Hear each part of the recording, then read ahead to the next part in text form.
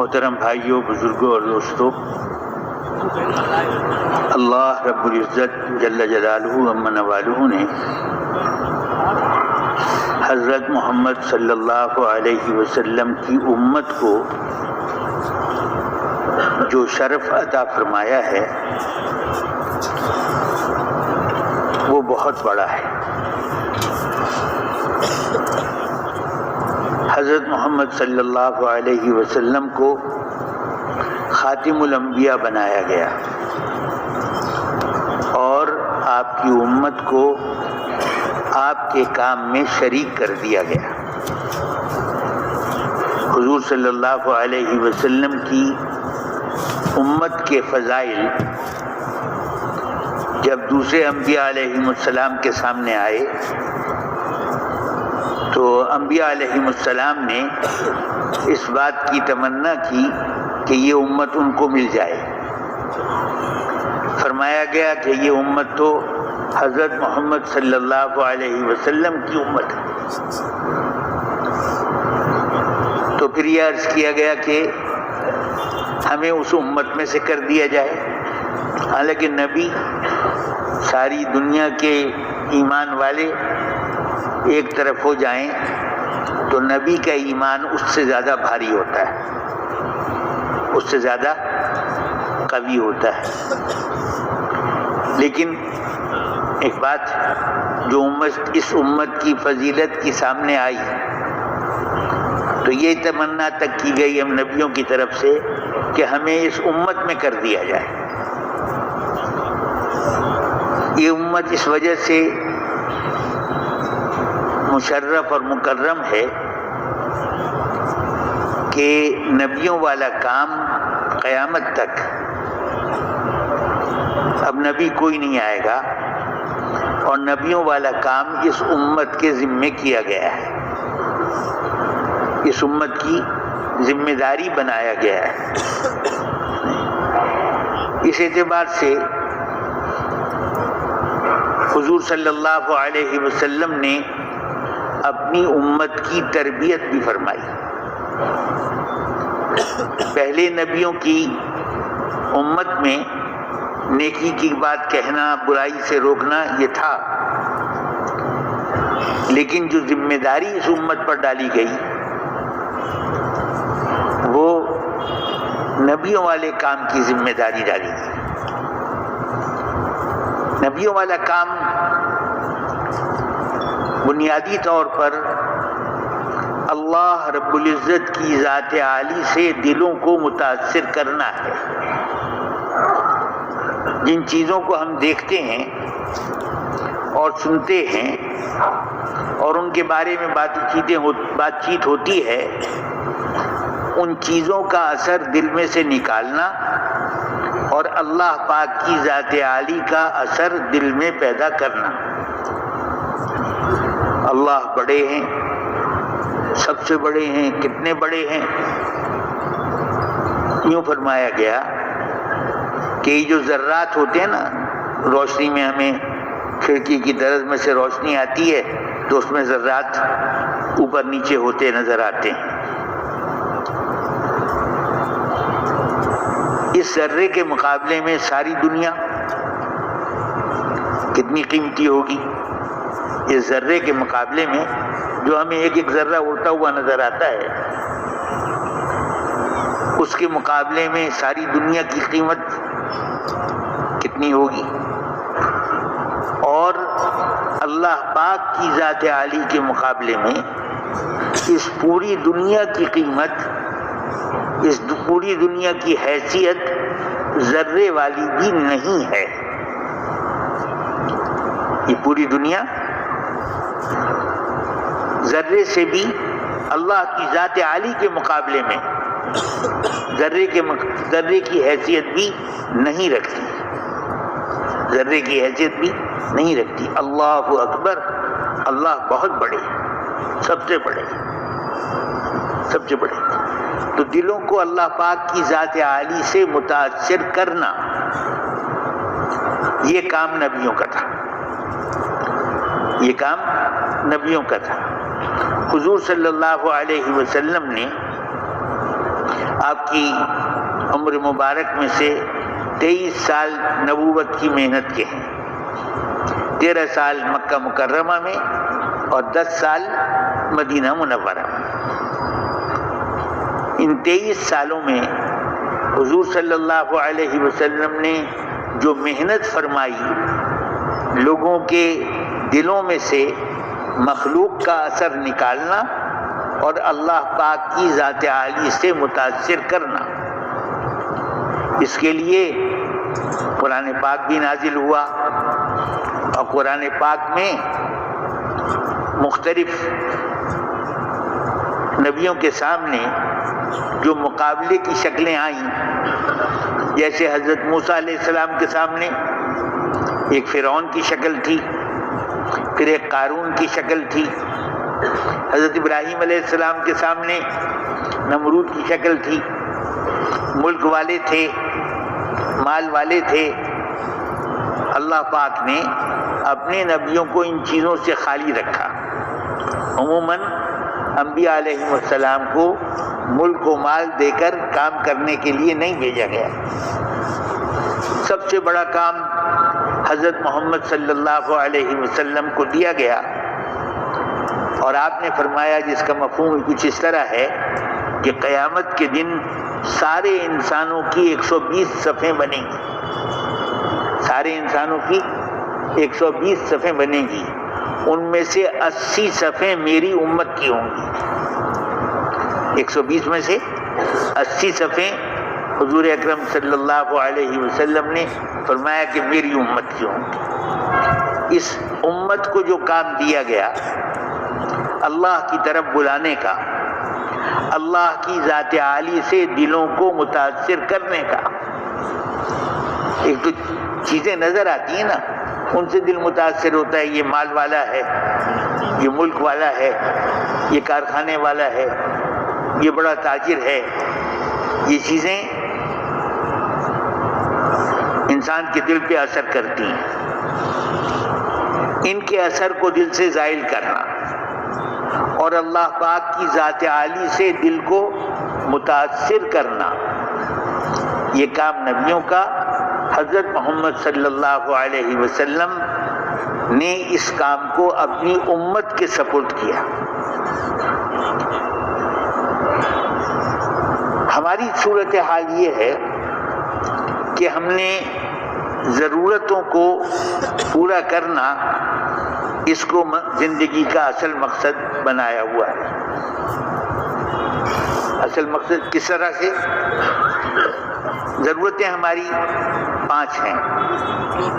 کھانے کی ضرورت ہے، پہننے کی ضرورت ہے، رہنے کی جگہ کی ضرورت ہے، سواری کی ضرورت ہے اور شادی کی ضرورت ہے۔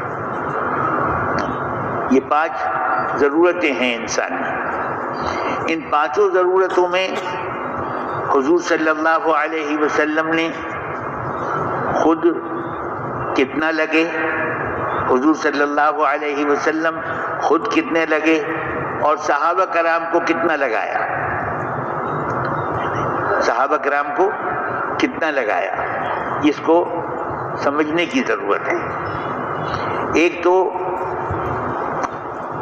ہم جب کہتے ہیں مثال کے طور پر کہ جی 4 مہینے کے لیے نکل جائیں، تو عام طور پر جو جواب ہوتا ہے وہ یہ کہ میں ذرا اپنا کام ٹھیک کر لوں، مطلب ضرورتوں کا انتظام کر لوں، بیوی بچوں کی ضرورتیں، انتظام ان کا کرنا اپنی جگہ صحیح ہے، لیکن ترجیح کس کو دیتے ہیں؟ ترجیح اپنی اور اپنے گھر والوں کی ضرورت کو دیتے ہیں، اور کہتے ہیں جب ان سے فارغ ہوں گا تو انشاءاللہ 4 مہینے لگاؤں۔ تو ترجیح کس چیز کو ہوئی؟ ترجیح تو ضرورتوں کو ہوئی نا، ضرورتوں کو ہوئی۔ حضور صلی اللہ علیہ وسلم نے صحابہ کرام کی ترتیب ایسی بنائی تھی کہ وہ اپنی ضرورتوں کو نیچے رکھتے تھے اور دین کی ضرورتوں کو اوپر رکھتے تھے۔ دین کی ضرورتوں کے لیے جو سب سے پہلی چیز ہے وہ ہے دعوت، اللہ کی طرف بلانا، اللہ کی طرف بلانا، یہ سب سے پہلی ضرورت ہے۔ اس کے ساتھ ہے تعلیم اور تعلم، اللہ پاک کو راضی کرنے کے لیے جو اعمال ہیں ان اعمال کا طریقہ سکھانا، ان اعمال کی قیمت بتانا، ان اعمال کی قیمت بتانا اور ان کا طریقہ سکھانا،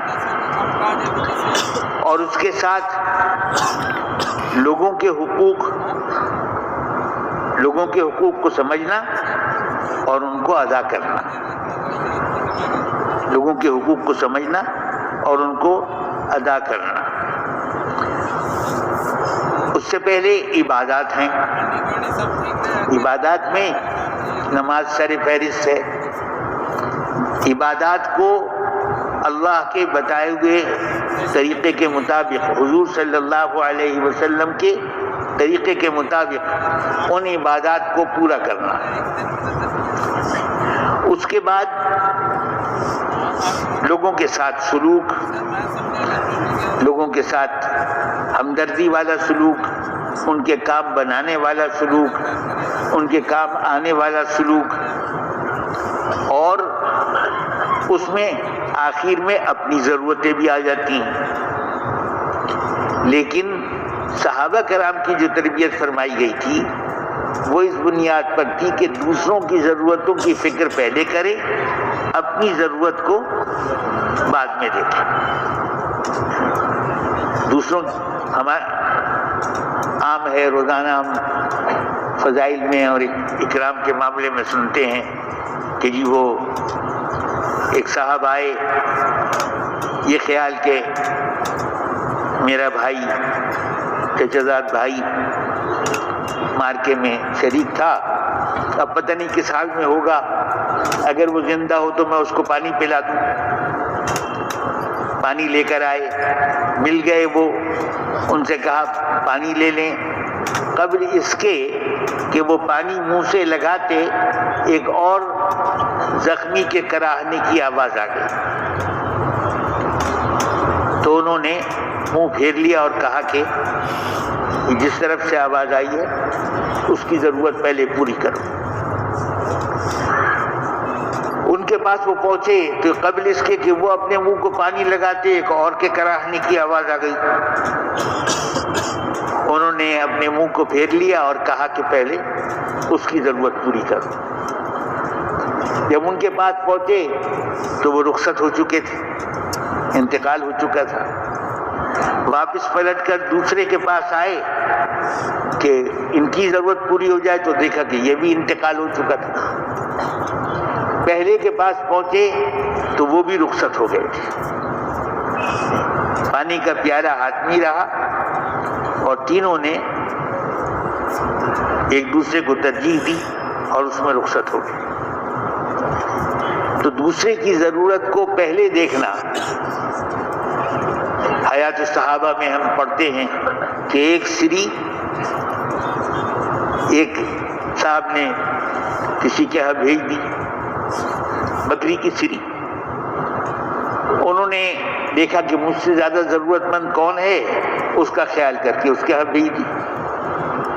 انہوں نے آگے یہی سوچا اور اس سے اپنے سے آگے بھیج دی، یہاں تک کہ وہ سری 7 گھروں میں سے ہوتی ہوئی اسی گھر میں آ گئی جہاں سے چلی تھی۔ یعنی کہ وہ ضرورت مند نہیں تھے، ضرورت مند تھے لیکن اپنی ضرورت پر دوسروں کو ترجیح دیتے تھے، دوسروں کی ضرورت کو ترجیح دیتے تھے۔ تو یہ ایک زندگی کی ترتیب تھی۔ مثال کے طور پہ ایک بات عرض کروں، نماز میں ہماری ترتیب ہے، پہلے قیام ہے، پھر رکوع ہے، پھر سجدہ ہے، پھر قعدہ ہے۔ یہ نماز میں ترتیب ہے۔ اگر کوئی اس ترتیب کو بدلے گا تو کیا کہیں گے؟ نماز ہو جائے گی؟ کوئی اس ترتیب کو بدلے، قیام، رکوع، سجدہ اور قعدہ، اس ترتیب کو بدلے گا تو عام آدمی بھی کہے گا کہ نماز نہیں ہوتی۔ ایسے ہی حضور صلی اللہ علیہ وسلم نے صحابہ کرام کی زندگی کی ترتیب بنائی تھی۔ پہلی چیز دعوت کے لیے ہر چیز کو قربان کر دینا۔ شادی کی پہلی رات ہے اور ابھی آدمی اپنی ضرورت سے فارغ ہوا ہے، آواز لگ گئی کہ چلو اللہ کی راہ کے مسافر نکلو، تو اتنا انتظار نہیں کیا کہ غسل کر لیتے، اسی میں نکل گئے۔ سامان خرید رہے ہیں شادی کا، ادھر آواز لگ گئی کہ اللہ کے راستے میں چلنے والوں چلو، تو وہ شادی کا سامان خریدنے کے بجائے جہاد کا سامان خریدا اور چل پڑے۔ ہر کام میں جو افضلیت تھی وہ دعوت کو تھی۔ حضور صلی اللہ علیہ وسلم نے ایسی تربیت فرمائی کہ دعوت کے مقابلے میں کوئی چیز ٹھہرتی نہیں تھی، دعوت کو اوپر رکھا۔ دعوت سے فارغ ہوئے تو تعلیم و تعلم کو اوپر رکھا، تعلیم اور تعلم، سیکھنا سکھانا۔ ہر آدمی سیکھنے والا بھی تھا، سکھانے والا بھی تھا۔ ہر آدمی، ایک جماعت آئی، حضور صلی اللہ علیہ وسلم نے چاروں طرف جو نقل و حرکت کرائی قافلوں سے، کہیں خود بھی تشریف لے گئے، کہیں قافلے کو بھیجا، تو اس کے نتیجے میں ہر طرف سے جو اسلام قبول کرتے تھے ان کو اسلام والی زندگی سیکھنے کے لیے مدینہ منورہ بھیج دیا جاتا تھا۔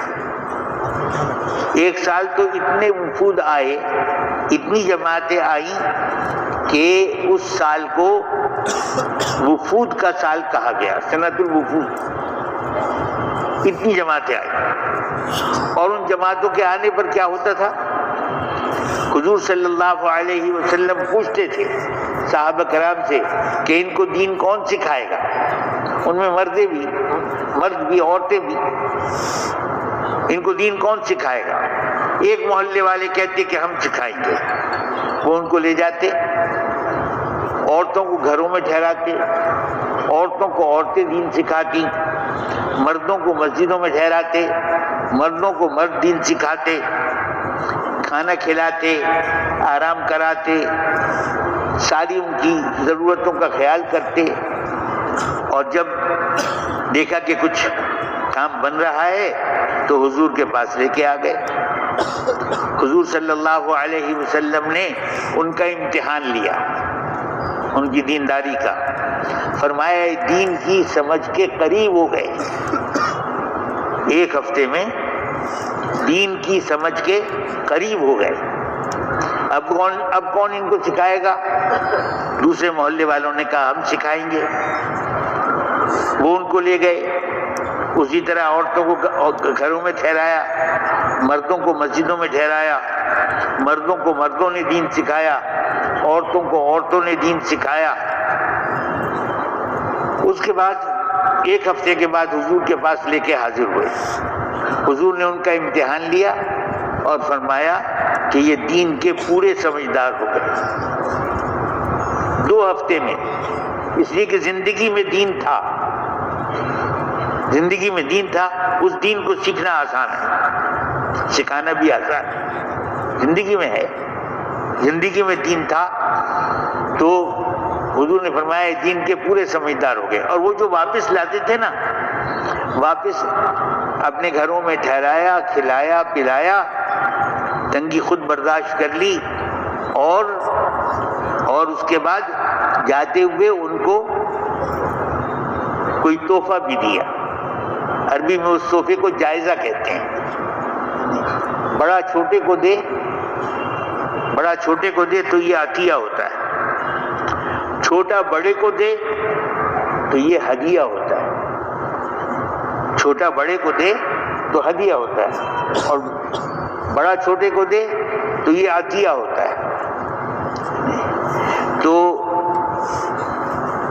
اور جانے والے کو جو دیا جائے وہ جائزہ ہوتا ہے۔ ان کو جائزے میں کسی کے پاس کھجور کی گٹھلی کے برابر چاندی تھی تو اس نے دے دی، کسی کے پاس اگر کھجور کی تھیلی تھی تو کھجور کی تھیلی دے دی، کسی نے ستو دے دیے، جو کسی کے پاس ہے وہ دے رہا ہے، آنے والوں سے لے کچھ نہیں رہا، ان کو کھلا رہے پلا رہے، ہفتہ بھر اپنے گھروں میں رکھ رہے ہیں، اور اس کے بعد جاتے ہوئے ان کو جائزہ بھی پیش کر رہے ہیں۔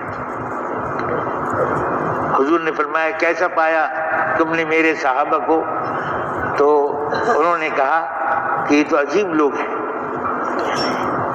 خود نہیں کھاتے ہمیں کھلاتے رہتے، خود تنگی میں گزارا کیا، ہماری ضرورتوں کا پورا خیال کیا، دین سیکھنے والوں کی۔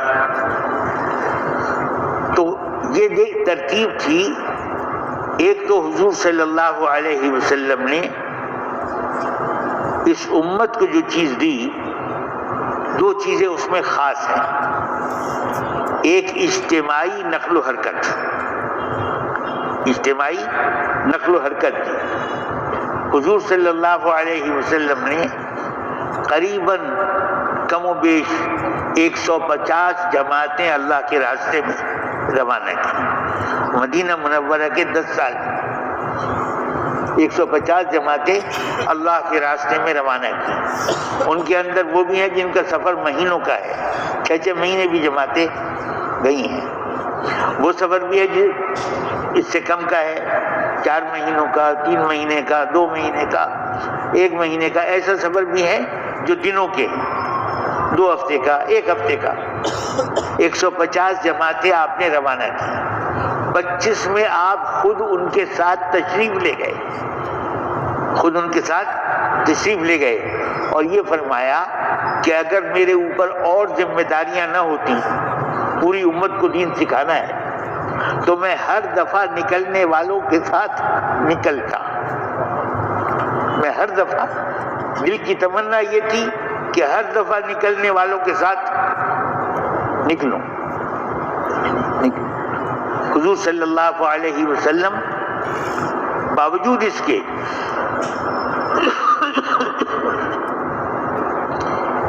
ام المومنین فرماتی ہیں کہ ہم ایک چاند دیکھتے تھے، دوسرا چاند دیکھتے تھے، تیسرا چاند دیکھتے تھے، یعنی بیچ میں 2 مہینے گزر جاتے تھے، اور ہمارے گھروں میں چولہا نہیں جلتا تھا، چولہا نہیں جلتا تھا۔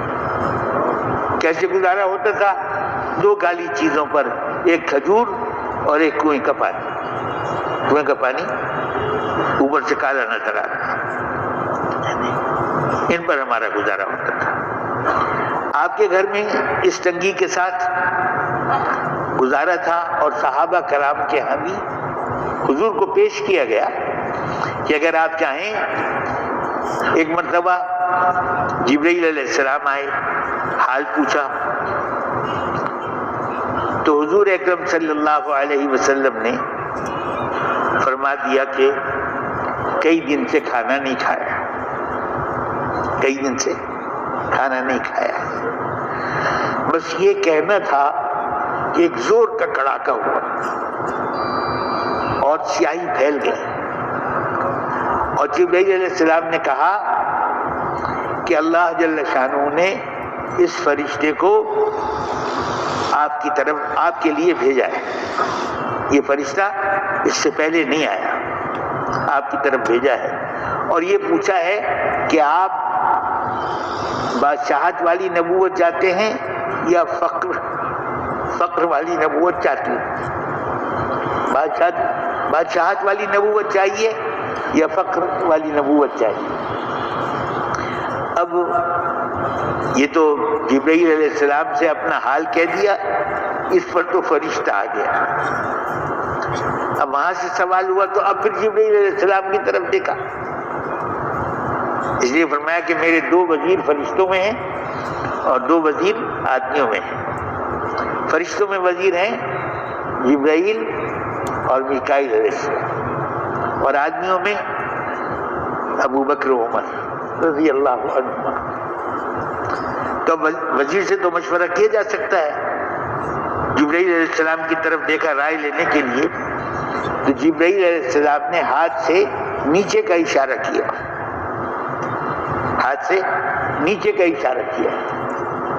فرمایا کہ میں فقر والی نبوت کو پسند کرتا ہوں, ایک دن کھانے کو ملے اللہ کا شکر ادا کروں, اور ایک دن نہ ملے تو صبر کر. حضور صلی اللہ علیہ, اور یہ کہا کہ اگر آپ بادشاہت والی نبوت چاہتے ہیں تو یہ شہر کے دونوں طرف کے پہاڑ سونے کے بنا دیے جائیں, اور یہ آپ کے ساتھ چلیں, آپ جیسے چاہیں ان میں سے خرچ کریں. لیکن حضور صلی اللہ علیہ وسلم نے قیامت تک آنے والی امت کو سامنے رکھا تھا. اگر دین کا کام سونے چاندی سے چلایا جاتا تو کب تک چلتا؟ حضور صلی اللہ علیہ وسلم کی مبارک زندگی تو ایسی ہے کہ کوئی آدمی اپنا عذر اگر حضور کی زندگی کے سامنے رکھے گا تو شرمندہ ہوگا, شرم آئے گی کہ حضور نے کیسے کام کیا اور ہم کیا چاہے. حضور کی زندگی کے سامنے کوئی اپنا عذر رکھ نہیں سکتا. حضور صلی اللہ علیہ وسلم نے فقر والی نبوت کو پسند فرمایا ہے. یہ دین کا کام, تاریخ اس پر شاہد ہے, یہ دین کا کام ملک اور مال والوں کے ذریعے نہیں چلایا گیا. بعض انبیاء علیہ السلام ملتے ہیں کہ ان کو بادشاہت بھی ملی, نبوت بھی ملی, وہ یہ دکھانے کے لیے کہ بادشاہت کے ساتھ بھی نبوت کا کام ہو سکتا ہے, بادشاہت کے ساتھ بھی نبوت کا کام ہو سکتا ہے, یہ دکھانے کے لیے. ورنہ حضور صلی اللہ علیہ وسلم دوپہر کے وقت آرام فرما رہے تھے, خلاف عادت اس دن باہر نکل آئے, وقت آرام کا تھا, باہر نکل آئے تو دیکھا کعب ابن مالک رضی اللہ عنہ ہاتھ میں ان کی ڈوری ہے اور کچھ ناپ رہے. تو حضور نے فرمایا کیا کر رہے ہو؟ انہوں نے کہا جی ہم ملکوں میں گئے ہیں, وہاں دیکھا ہے ان کے عبادت خانے بڑے شاندار ہوتے ہیں, ہماری یہ مسجد کچی ہے, چھت بھی کھجور کے پتوں کی ہے, تنے بھی کھجور کے درخت کے تنے بنائے ہوئے ہیں, یعنی عمود جس کو کہ ستون بنائے ہوئے. ہم بھی اپنی مسجد کو شاندار کر کے بنائیں گے. تو حضور صلی اللہ علیہ وسلم نے ان کے ہاتھ سے وہ ڈوری لے لی, رسی جس سے وہ ناپ رہے تھے وہ لے لی, اور اس کو لپیٹا اور غصے کے ساتھ دور پھینک دیا, اور فرمایا کہ میرے لیے تو عریش موسیٰ, حضرت موسیٰ علیہ السلام والا عریش کافی ہے. عریش اس چھت کو کہتے ہیں جو بیل پھیلانے کے لیے لگائی جاتی ہے. بیل انگور کی بیل ہے, اب اس کو پھیلانے کے لیے کھپچیوں کا یعنی بانس کو ٹکڑے کیے جائیں تو ایک ٹکڑا کھپچی کہلاتا ہے. کھپچیوں کی چھت بنا دی جاتی ہے اور اس پر وہ بیل پھیلا دی جائے. اب اس بیل پوری طرح پھیل جائے تو معمولی فوار تو اس سے رک جائے گی, لیکن اگر زوردار بارش ہوگی تو ساری اندر آئے. فرمایا میرے لیے تو موسیٰ علیہ السلام والا عریش کافی ہے. موسیٰ علیہ السلام والا عریش کافی ہے. دین کا کام نہ پہلے ملک و مال سے چلا ہے اور نہ قیامت تک ملک و مال سے چلے گا. حضور صلی اللہ علیہ وسلم نے فقر والی نبوت کو پسند فرمایا، اختیار فرمایا۔ اور محترم بھائیوں، بزرگوں اور دوستوں، جو نبی کے راستے پر چلتے رہے ہیں ان کے ہاں بھی یہی رہا۔ اللہ والے تھے، گھر میں جس دن کوئی کھانے پینے کا انتظام نہ ہوتا تو خوشی مناتے کہ آج ہمارے گھر میں وہ مہمان آیا ہے جو حضور کے گھر میں اکثر آتا تھا، آج ہمارے گھر میں وہ مہمان آیا ہے۔ تو محترم بھائیوں، بزرگوں اور دوستوں، ترجیح جو تھی، سب سے پہلی چیز وہ اللہ کی طرف بلانا تھا، اور اس چیز کے میں کوئی آڑے نہیں آتا تھا۔ میدان جنگ میں جب زور کا مارکا ہو رہا ہے، سامنے دشمنوں کی صف میں سے ایک سردار نکلتا ہے اور اسلام کے بارے میں سوال کرتا ہے۔ امیر صاحب جو ہیں اس کو اپنے خیمے میں لے جاتے ہیں اور وہاں جا کر اس کو اسلام سمجھاتے ہیں، اور ادھر مارکا چل رہا ہے، اسلام سمجھاتے ہیں، یہاں تک کہ وہ اسلام کے لیے تیار ہو گیا۔ اس کو غسل کراتے ہیں، کلمہ پڑھاتے ہیں، اور پھر وہ مسلمانوں کی طرف سے جہاد میں شریک ہوتا ہے۔ یعنی دعوت کے بارے میں تو مستحبات کی بھی رعایت تھی۔ غسل کرایا، کلمہ پڑھایا، اور پھر مسلمانوں کی طرف سے وہ جہاد میں شریک ہوئے۔ تو دعوت ہر چیز پر فائق تھی، کوئی چیز دعوت سے رکاوٹ نہیں بنتی تھی۔ دعوت ہر ایک کو دینا اور کوئی موقع ضائع نہ ہونے دینا، کوئی موقع دعوت کا ضائع نہ ہونے دینا، یہ ترتیب تھی جس پر حضور صلی اللہ علیہ وسلم نے صحابہ کرام کو اول مرحلے میں ڈالا تھا۔ اول نمبر ترتیب یہ تھی۔ اس کے ساتھ میں نے عرض کیا تعلیم و تعلم، اس کے ساتھ عبادات، اس کے بعد ضروریات میں بھی دوسروں کی ضرورت کا بھی خیال کرنا۔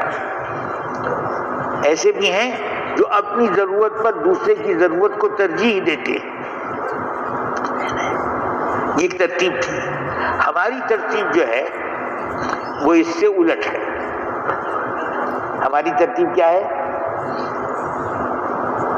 کچھ لوگ جو عبادت پر آ گئے،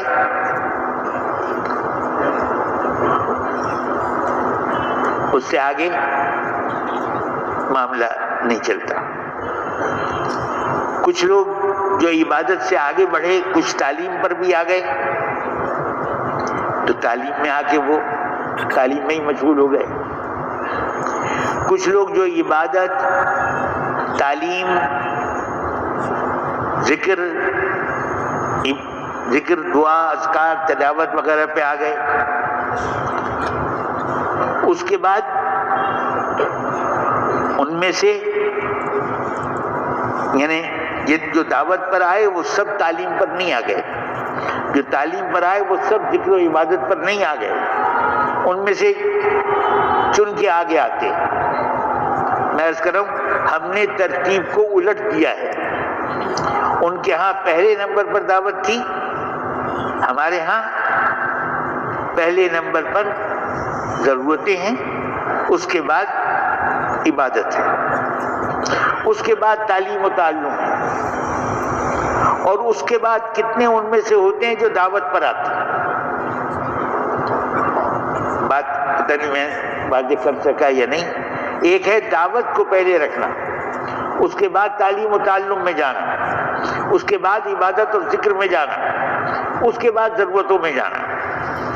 ایک ہے پہلے ضرورتوں کو رکھنا، ان میں سے کچھ حصہ دعوت پر، عبادت پر آ گیا، ان میں سے کچھ حصہ تعلیم و تعلم پر آ گیا، ان میں سے کتنے ہیں جو دعوت پر آتے ہیں؟ ہم نے جو سب سے اوپر تھا اس کو سب سے نیچے کر دیا، اور جو سب سے نیچے تھا اس کو سب سے اوپر لے آئے، اس کو سب سے اوپر لے آئے۔ اس ترتیب کے بدلنے سے باوجود اس کے کہ تعلیم بھی نظر آتی ہے، ذکر عبادت بھی نظر آتی ہے اور خدمت بھی نظر آتی ہے، لیکن ترتیب کے بدلنے سے وہ بات وہی ہوگی جو میں نے عرض کیا کہ عبادت ہے قیام، رکوع، سجدہ، قاعدہ، لیکن نماز ہم قاعدے سے شروع کریں، اس کے بعد سجدہ کریں، اس کے بعد رکوع کریں، اس کے بعد قیام میں چلے جائیں، تو اس کو ہر ایک کہے گا کہ نماز نہیں ہوئی۔ ہم نے اپنی زندگی کی ترتیب الٹ دی ہے۔ اللہ کرے کہ یہ بات میری سمجھ میں بھی آ جائے، سننے والوں کی بھی سمجھ میں آ جائے، سننے والوں کی سمجھ میں بھی آ جائے۔ ہم یہ سمجھتے ہیں کہ 4 مہینے دے دیے، 4 مہینے میں ہم نے دعوت بھی دی، تعلیم بھی کی، ذکر عبادت بھی کی، خدمت بھی کی۔ یہ تو ان چیزوں سے مناسبت پیدا ہونے کے لیے ہے، دعوت سے ہمیں مناسبت حاصل ہو جائے، تعلیم سے مناسبت حاصل ہو جائے، ذکر اذکار سے ہمیں مناسبت حاصل ہو جائے۔ ضرورت محترم بھائیوں، بزرگوں اور دوستوں، ایک ضرورت ہے اور ایک خواہش ہے، خواہش اور تقاضا ہے۔ ضرورت، ہم حضور صلی اللہ علیہ وسلم کی مبارک زندگی کو دیکھ لیں، ضرورت کے لیے آپ نے کتنا لگایا، ضرورت میں آپ کتنے لگے۔ حضرت حفصہ رضی اللہ تعالی عنہ زوجہ محترمہ ہیں، ام المومنین ہیں، حضرت عمر رضی اللہ تعالی عنہ کی بیٹی ہیں۔ حضرت عمر رضی اللہ تعالی عنہ اپنے زمانہ خلافت میں دن بھر تو لوگوں کے معاملات کو دیکھتے اور ان کی ضرورتوں کا خیال کرتے، اور رات کو مدینے والوں کا حال معلوم کرنے کے لیے خود گلیوں میں نکل جاتے۔ مدینہ منورہ میں رات کو کیا ہو رہا ہے یہ حال معلوم کرنے کے لیے نکل جاتے۔ نہ دن میں آرام، نہ رات میں آرام، کھانے پینے کے لیے بہت تھوڑا، اور لباس بھی پیوند لگے ہوئے۔ امیر المومنین ہیں، امیر المومنین ہیں،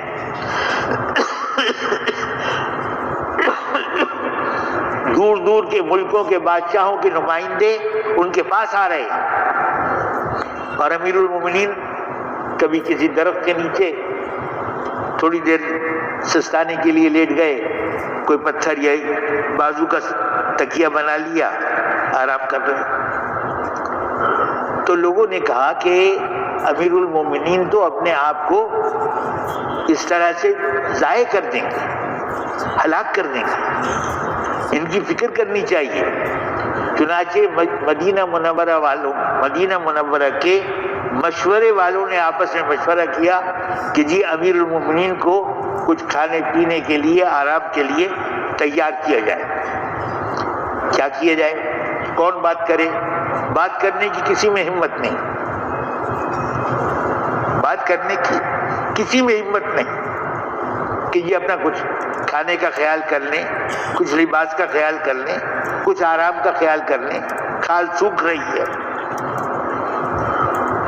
جسم کا رنگ بدل رہا ہے، کچھ خیال کر لیں۔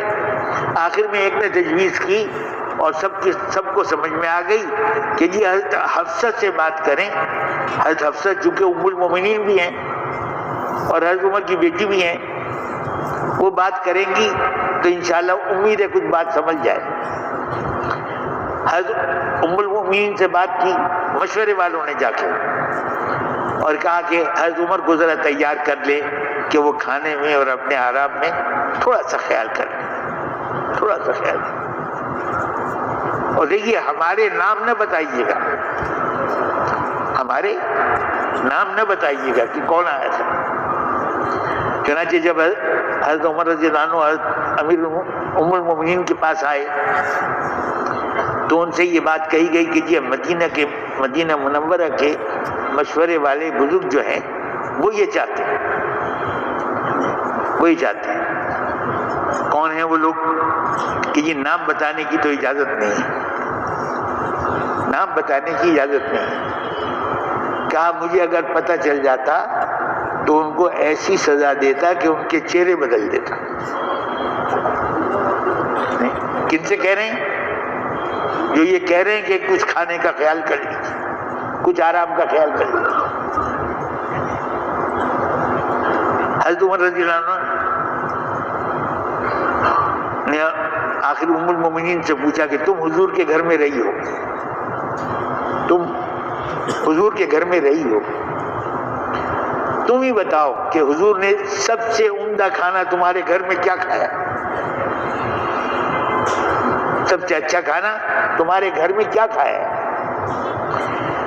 انہوں نے عرض کیا کہ بغیر چھنے جو کے آٹے کی روٹی تھی، ہم نے اس پر گھی کے برتن کی تلچھٹ جو ہوتی ہے نا، اس میں کچھ لسی بھی ہوتی ہے، کچھ اس کی مہک بھی پیدا ہو جاتی ہے، کچھ تلسی بھی آ جاتی ہے، تلچھٹ جس میں نیچے کا کیندے کے ساتھ لگا ہوا جو حصہ ہوتا ہے، تو ہم نے وہ اس گرم روٹی پر چپڑ دی تھی۔ حضور صلی اللہ علیہ وسلم خود بھی اس کو پسندیدگی کے ساتھ کھا رہے تھے اور دوسروں کو بھی کھلا رہے تھے۔ یہ بہترین کھانا ہے جو میرے گھر میں حضور نے کھایا ہے۔ اچھا بہترین بستر کون سا تھا؟ کہ وہ ایک ٹاٹ موٹا کپڑا تھا، اس کو ہم سردی میں آدھا بچھا دیتے، آدھا آپ اوڑھ لیتے، اور گرمی میں ہم اس کو دوہرا کر کے بچھا دیتے تھے۔ ایک دفعہ ہم نے اس کی 4 تہیں کر دی، 4 تہیں کر دی، تو صبح کو حضور صلی اللہ علیہ وسلم نے دریافت فرمایا بھئی رات کو کیا بچھا دیا تھا؟ انہوں نے کہا جی وہی کپڑا تھا، اس کی تہ ہم نے ڈبل کر دی تھی۔ فرمایا بھائی اس کو پہلے ہی جیسا کر دو، اس کی نرمی رات کو اٹھنے میں مانع ہوتی ہے، اس کو پہلے ہی جیسا کر دو۔ حضرت عمر رضی اللہ عنہ ایک ایک چیز کو پوچھتے رہے، خود روتے رہے، ام المومنین کو رلاتے رہے، خود بھی روتے رہے، ام المومنین کو بھی رلاتے رہے، اور آخر میں فرمایا کہ جب وہ آئے تو ان سے کہہ دینا کہ ایک راستہ چلنے والا راستے پر چلا اور منزل کو پہنچ گیا، دوسرا اس کے پیچھے چلا، وہ بھی منزل کو پہنچ گیا، اب میں تیسرا ہوں، میری باری ہے۔ اگر میں ان کے طریقے پر چلوں گا تو ان کے پاس جاؤں گا، اور اگر ان کا طریقہ چھوڑ دوں گا تو پھر کس کے پاس جاؤں گا؟ مجھے ان کے ہی طریقے پر چلنا ہے۔ یہ میرا جواب ہے ان لوگوں کے لیے جو تمہارے سامنے مشورہ لے کر آئے تھے۔ تو میں یہ عرض کر رہا ہوں کہ ایک ہے ضرورت اور ایک ہے خواہش۔ ضرورت میں تو ایک کھانا بہت کافی ہے، روٹی مل گئی، ہمارے وہ بات یاد آ گئی تو کہہ دوں، میوات کی عورتوں نے گلہ کیا حضرت جی سے کہ حضرت جی یہ جو تبلیغ میں جاتے ہیں نا یہ بگڑ گئے۔ کیا بگڑ گئے؟ کہ یہ اب روٹی کے ساتھ سالن مانگتے ہیں۔ ہمارے سالن کا گڑ سے روٹی کھا لی، پیاز سے روٹی کھا لی، گرم روٹی ویسی بھی کھائی جاتی ہے، ہمارے سالن کہاں تھا؟ یہ سالن مانگنے لگے، یہ بگڑ گئے۔ تو محترم بھائیو، حضرت عمر رضی اللہ عنہ، میں یہ عرض کر رہا ہوں کہ ایک ہے ضرورت اور ایک ہے خواہش۔ خواہش میں تو وہ ہمارے یہاں ایک شادی تھی ہمارے میمن بھائیوں میں، کہ وہ ہمارے سب بھائی ہیں، تو دولہا نے کہا کہ دلہن والوں نے رات کو کھانے میں 28 ڈشیں رکھی تھیں، اب میری طرف سے ولیمے میں 32 ہونی چاہیے، 32 ڈشیں۔ ایک خواہش ہے، ولیمہ حضور صلی اللہ علیہ وسلم نے ایک مرتبہ تو ایک بکری ذبح کی اور کہا اپنی والدہ کا ولیمہ کھا لو، ورنہ یہ بھی ہوا کہ دودھ کا پیالہ دیا، سب نے دودھ پی لیا، یہ بھی ہوا کہ یوں فرما دیا اپنا اپنا کھانے لے آؤ، مل کے کھا لیں گے، ولیمہ ہو جائے گا۔ مفتی کفایت اللہ صاحب رحمۃ اللہ علیہ، جن کی یہ تعلیم الاسلام ہے، تو مفتی اعظم تھے ہندوستان کے، انہوں نے فرمایا کہ بھائی دیکھو ولیمے کے 2 طریقے ہیں، ایک طریقہ تو یہ ہے کہ لوگوں سے کہہ دیا جائے اپنا اپنا کھانا لے آئیں، مل کے کھا لیں گے، ولیمہ ہو جائے، اور ایک یہ ہے کہ بھائی دعوت نامے تیار کیے جائیں، ایک ایک کو دعوت پہنچائی جائے، پھر وہ آئے، پھر ان کے لیے کھانے طرح طرح کے لگائے جائیں۔ اس میں کتنے لوگ قرض مقروض بھی ہو جاتے ہیں، کتنے لوگ پریشان بھی ہو جاتے ہیں، لیکن اب بتاؤ کہ وہ اپنا اپنا کھانے لے آئے، مل کے کھا لیں، یہ ولیمہ آسان ہے یا یہ جس میں ہم ساری برادری کو جمع کرتے ہیں اور کھلاتے ہیں؟ تو لوگوں نے کہا بھئی آسان تو وہی ہے کہ اپنا اپنا لے آئے، مل کے کھا لے، کسی کو کیا لگا۔ لیکن اگر تم سے کہا جائے یہ کر لو تو کیا کہو گے کہ یہ مشکل ہے۔ جو آسان ہے رواج میں نہ ہونے سے وہ مشکل معلوم ہوتا ہے، اور جو مشکل ہے وہ رواج میں ہونے سے آسان لگتا ہے۔ تو ایک ہے ضرورت اور ایک ہے خواہش۔ خواہش پورے کرنے کی جگہ تو اللہ پاک نے جنت بنائی ہے، خواہش کے پوری ہونے کی جگہ جنت ہے، اور دنیا میں اس لیے حدیث شریف کا مضمون ہے کہ دنیا تمہارے لیے بنائی گئی ہے اور تم کو آخرت کے لیے بنایا گیا ہے۔ یہ دنیا کا سامان وقتی ہے، سامان ختم ہو جاتا ہے یا خواہش مان پڑ جاتی ہے، دنیا کا سامان وقتی ہے، آخرت ہمیشہ ہمیشہ کی ہے، وہاں کسی نعمت میں کوئی کمی نہیں آئے گی، خرچ کریں گے نعمت اور بڑھ جائے گی، جتنا خرچ کریں گے اور نعمت اور بڑھ جائے گی، وہاں کمی کی گنجائش نہیں ہے۔ دنیا کے اندر ضرورت پر قناعت کر لیں، ضرورت پر قناعت کر لیں۔ حضور صلی اللہ علیہ وسلم کی مبارک زندگی اس کا بین ثبوت ہے، بین ثبوت ہے۔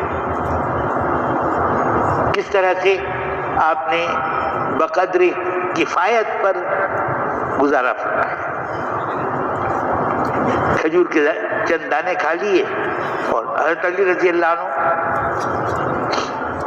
نکلے، ایک یہودی کے باغ میں جھانکا، مدینہ منورہ میں یہود کے باغ تھے، یہودی کے باغ میں جھانکا، یہودی نے دیکھ لیا، کہنا یہاں آؤ مزدوری کرو گے؟ حضرت علی رضی اللہ عنہ نے کہا کہ ہاں کروں گا، کہا کہ اس کنویں سے میرے باغ کو پانی لگاؤ اور ہر ڈول کے بدلے میں ایک کھجور ملے گی۔ حضرت علی نے شروع کر دیا، جب اتنا ہو کہ اتنی کھجوریں ہو گئیں کہ لپ بھر جائے، یہ دونوں ہاتھ ملائیں تو لپ کہتے ہیں، لپ بھر جائے، تو حضرت علی نے وہ کھجوریں اٹھائیں اور فرمایا میرا کام ختم ہو چلا۔ تو اس یہودی نے کہا کہ بھئی ابھی تو شروع ہوا ہے، کچھ کرو، چلو میں 2 کھجوریں دوں گا ہر ڈول کے بدلے میں۔ انہوں نے کہا مجھے اب اس کی ضرورت نہیں، میرے لیے اور محمد صلی اللہ علیہ وسلم کے گھر والوں کے لیے اتنا کافی ہے، اتنا کافی ہے۔ میں یہ عرض اس لیے نہیں کر رہا کہ ہم اس پر آ جائیں۔ ہم کوئی آدمی چھت پر چڑھنے کی کوشش کرے بغیر سیڑھی کے تو کیا ہوگا؟ ہاتھ پیر ٹوٹ سکتے ہیں، چھت پہ نہیں پہنچ سکتا بغیر سیڑھی کے۔ جو چھت پہ چڑھنے کی کوشش تدریجاً چلیں گے، لیکن اتنی بات تو ہو کہ ہمیں اپنے کیے پر شرمندگی آ جائے۔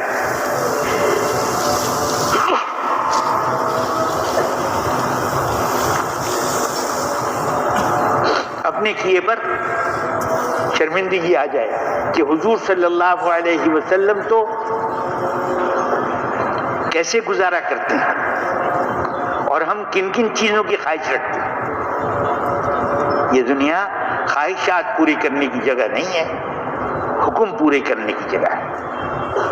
ہماری طرف احکام آئے، ان احکام کو ہم کیسے پورا کرتے ہیں یہ دیکھا جائے گا۔ خواہشات کا انتظام اللہ پاک نے ایسا کر دیا ہے کہ آدمی سے پوچھا جائے گا کہ مانگ، اور کیا مانگتا ہے؟ تو آدمی حیران ہو جائے گا کہ اور کیا مانگوں، اور کیا مانگوں، سمجھ میں نہیں آئے گا۔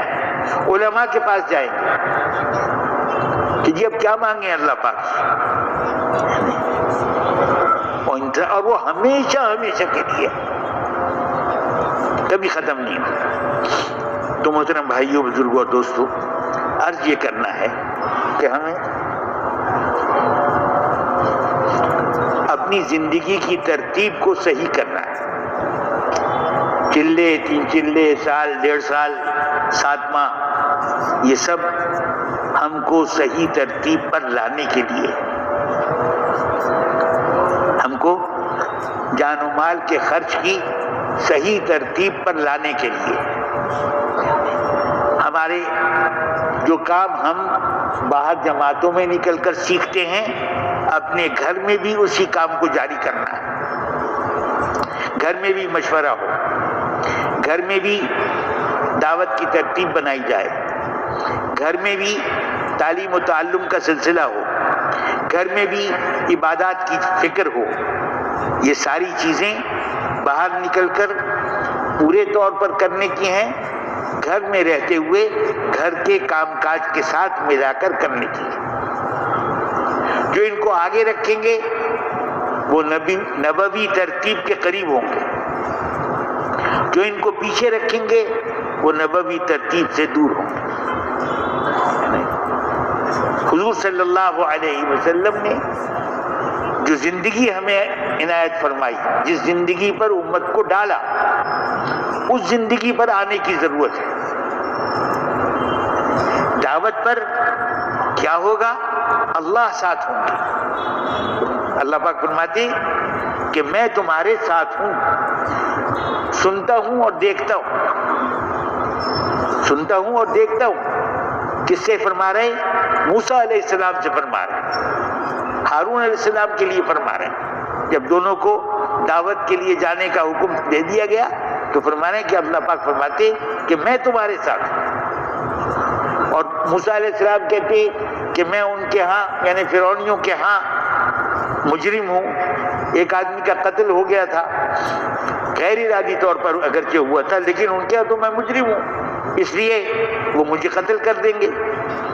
اللہ پاک فرماتے ہرگز نہیں، ہرگز نہیں، میں تمہارے ساتھ ہوں، سنتا ہوں اور دیکھتا ہوں، تم جاؤ دیکھو کیا کرتا ہے۔ پھر آخر تک، یہاں تک کہ فرعون اپنی فرعونیت کے ساتھ سمندر میں غرق ہوا، اور موسیٰ علیہ السلام کو اللہ پاک نے، موسیٰ علیہ السلام ایک جبہ تھا، دن میں اس کو پہن لیتے تھے اور رات کو اس کو بچھا کر میاں بیوی دونوں اس پر سو جاتے تھے۔ سامان اتنا مختصر تھا، سامان تو اتنا مختصر تھا، لیکن زندگی اللہ والی تھی۔ جو اللہ جل شانہ کی بتائی ہوئی ترتیب پر حضور صلی اللہ علیہ وسلم کی ارشاد فرمائی ہوئی ترتیب پر جان و مال کا خرچ کریں گے، ان کا پورا اللہ کرائے گا۔ ہر آدمی کے لیے اللہ پاک نے رزق مقدر کر دیا۔ اگر یہ رزق اللہ کی طرف سے مقدر نہ ہوتا تو پتہ نہیں کتنے لوگوں کو بیچاروں کو بھوکا مرنا پڑتا، لیکن سب کو رزق پہنچا رہا ہے، ساری مخلوق کو، ہر جگر رکھنے والی مخلوق کو رزق اللہ پہنچا رہا ہے۔ ہم اللہ کا کام کریں گے تو کیا وہ رزق میں کمی کر دیں گے؟ ہمارے مولانا عبد الواحد صاحب ایک حدیث شریف سنایا کرتے تھے، ان کے علاوہ کسی سے سنی نہیں، اس لیے میں ان کا نام لے رہا ہوں۔ تو فرماتے تھے، حضور نے فرمایا کہ دیکھو، معروف کا حکم کرو اور منکر سے روکو، بھلائیوں کا حکم کرو، برائیوں سے روکو، اس سے نہ تو تمہارا رزق کم ہوگا اور نہ موت جلدی آئے گی۔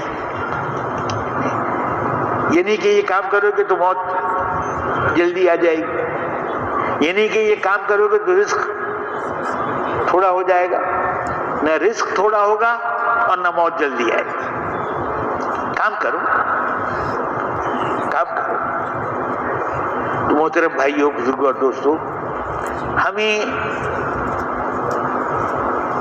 جو چیز میں عرض کر رہا ہوں، اللہ کرے ہم سب پر کھل جائے، زندگی کی ترتیب کو صحیح کرنا۔ ترتیب اگر غلط ہو تو چاہے کتنے ہی پکا وضو کیا ہو اور کتنے ہی خشوع و خضوع سے پڑھ رہا ہو، ترتیب غلط ہوگی تو فرض نہیں ادا ہوگا۔ ترتیب ہماری زندگی کی پہلے نمبر پر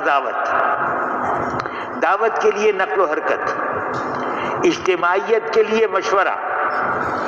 اجتماعیت جو آئے گی مشورے سے آئے گی، مشورے سے۔ ہر ساتھی حضرت محمد صلی اللہ علیہ وسلم کی امت کا ہر فرد ساری انسانیت کا ذمہ دار ہے،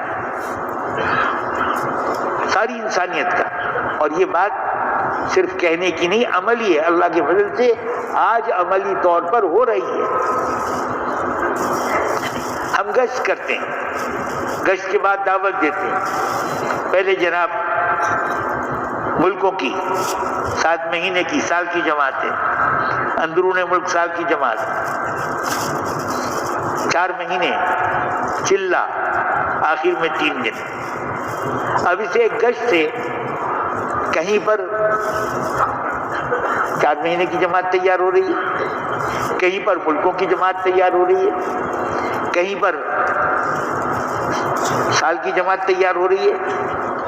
گشت ساری انسانیت کی نیت کر کے جب گشت کیا جا رہا ہے تو اس کا اثر سارے انسانوں تک پہنچے گا۔ سارے انسانوں کی نیت کر کے جب دعوت دی جا رہی ہے تو اس کا اثر سارے انسانوں تک پہنچے گا۔ یہ ضروری نہیں کہ ہمیں نظر آ جائے، ہماری نظر تو محدود ہے۔ نیت پوری کر لی، نیت پوری کر لی، سارے انسانوں جہاں جہاں کام ہو رہا ہے اس سب کے اندر ہمارا حصہ ہو گیا۔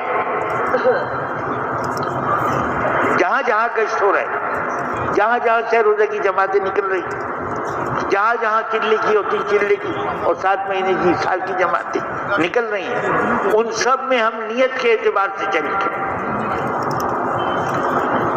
ہم گشت کرتے دنیا کے ملکوں کی تشکیلیں بھی اس میں کرتے ہیں، اپنے ملک کی بھی تشکیل کرتے ہیں، اپنے شہر کے آس پاس کی بھی تشکیل کرتے ہیں، ساری دنیا کی تشکیل۔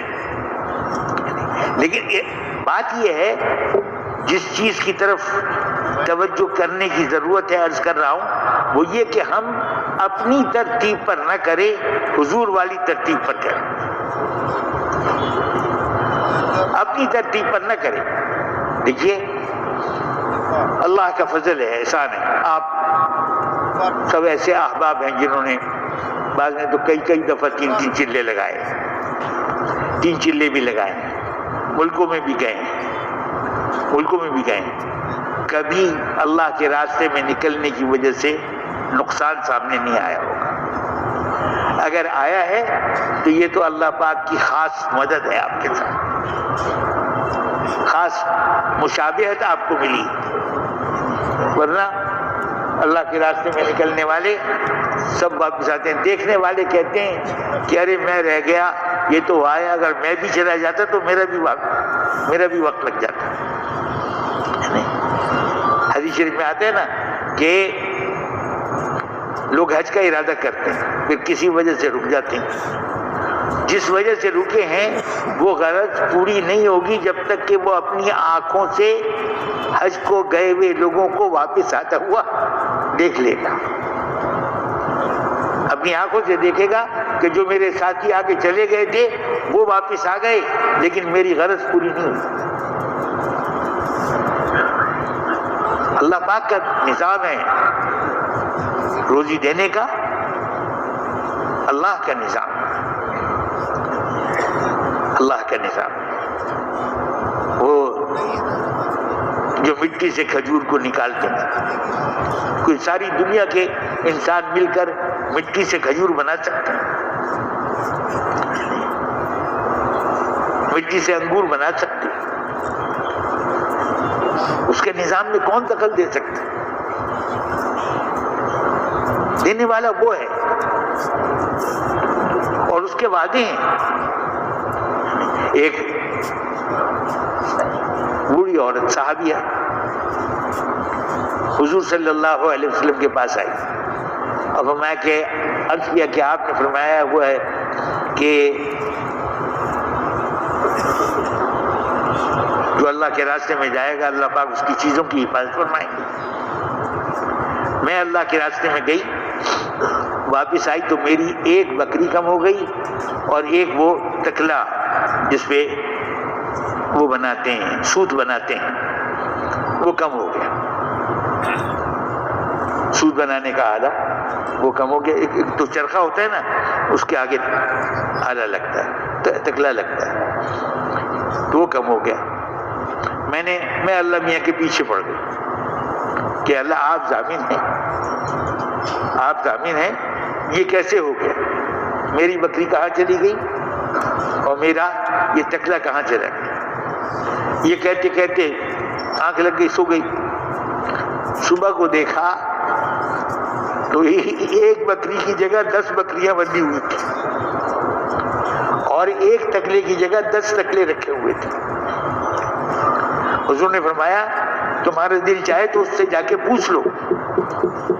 تو صحابہ نے عرض کیا کہ آپ کے فرمانے کے بعد ہمیں کسی سے پوچھنے کی کیا غرض ہے؟ جب آپ فرما رہے تو ہم کسی سے کیوں پوچھنے جائیں؟ اللہ پاک بہت غنی ہے اور بہت غیور ہیں، بہت غیور۔ ہم اللہ سے اپنا معاملہ ٹھیک کر لیں، اللہ پاک ساری مخلوق سے ہمارا معاملہ ٹھیک کرا دے۔ مخلوق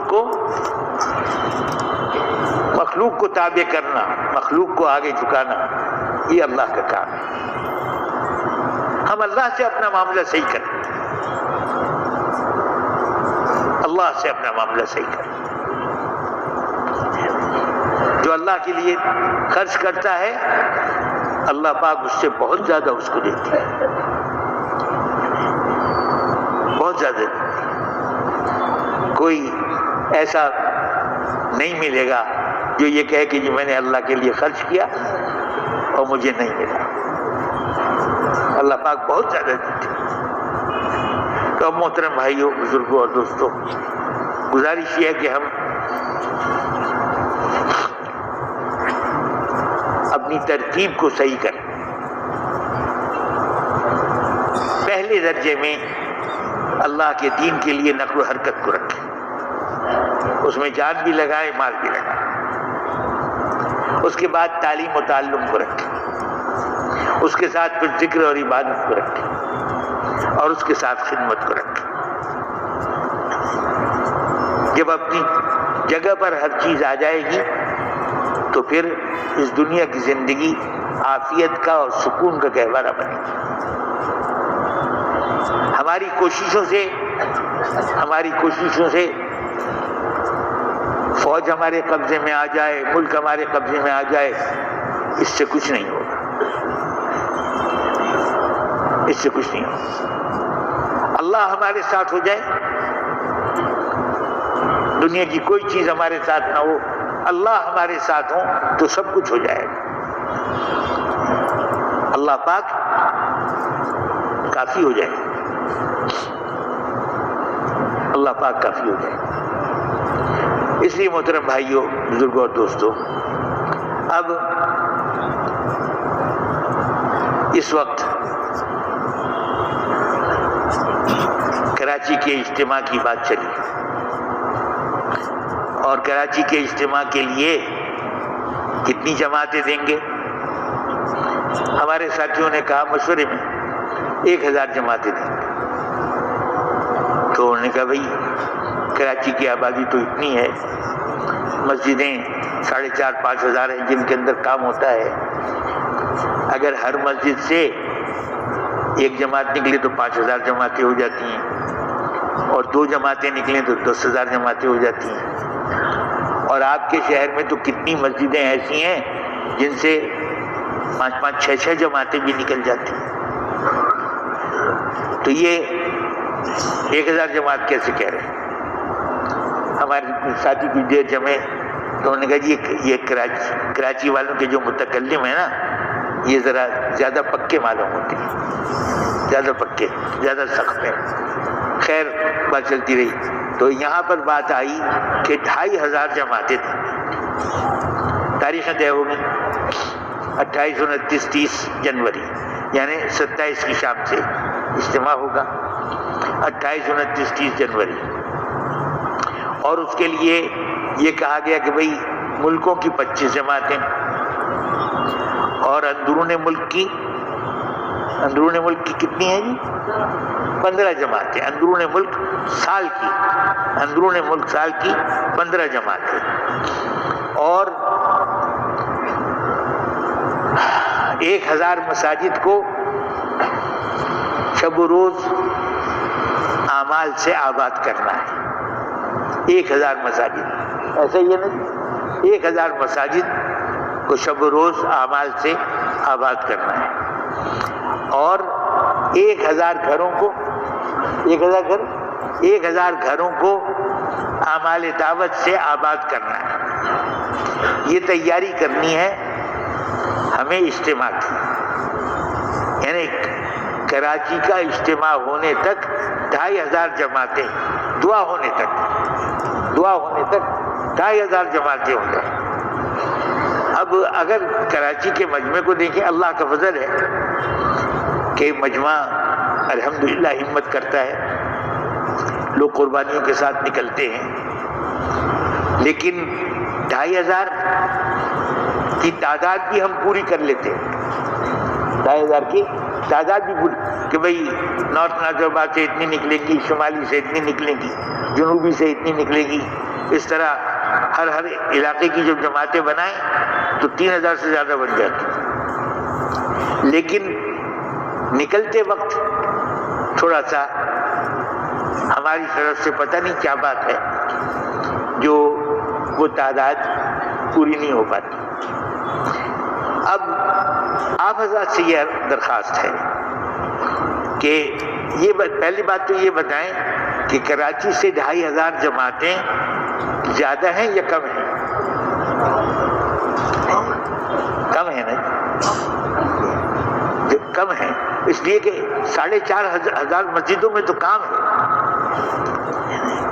4,500 مسجدوں میں کام ہے. اور اس کے علاوہ بھی مسجدیں ہیں 2,500 اور ان مسجدوں کا کام بیٹھکوں میں بھی ہوتا ہے، کہیں پر گیرج میں ہوتا ہے، کہیں دکان کی تھلے پر ہوتا ہے، کہیں مختلف جگہوں پر وہاں بھی کام ہوتے ہیں. تو اب اس کے لیے ایسی کوئی ترتیب اختیار کرنے کی ضرورت ہے کہ ہم اللہ کرے یہ 2,500 سے زیادہ جماعتیں نکلیں، کم نہ ہو. کیا خیال ہے؟ مناسب ہے یہ بات؟ کون کرے گا؟ ہم سب کریں گے انشاءاللہ، ہم سب کریں گے. تو اب اس کے لیے 2500 جماعتیں اجتماع کی دعا تک پوری کرنی ہے. جو اب سے نکلنی شروع ہو رہی ہیں وہ گنی جائیں گی، جو اب سے نکلنی شروع ہوں گی.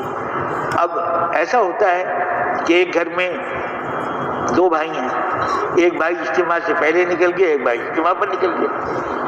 کاروبار میں 4 افراد ہیں، 2 بھائی اجتماع سے پہلے نکل گئے، 2 اجتماع پر نکل گئے.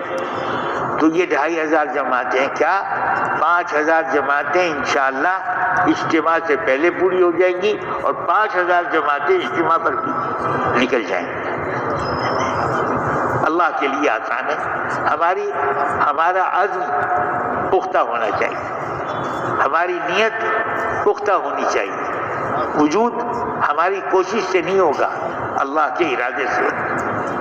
ہمارے جب قربانی کے ساتھ کام کرنے کا ارادہ ہوگا، اللہ پاک کے ہاتھ سے اس پر فیصلہ ہو جائے گا. فیصلہ ہو جائے گا. اللہ کے ارادے سے نکلے، اللہ جل شانہ کے ارادے سے نکلیں گے. اب ہمت کر کے فرما دیں اجتماع سے پہلے، بلکہ ابھی سے کون کون احباب 3 چلے اور چلے کے لیے تیار ہیں.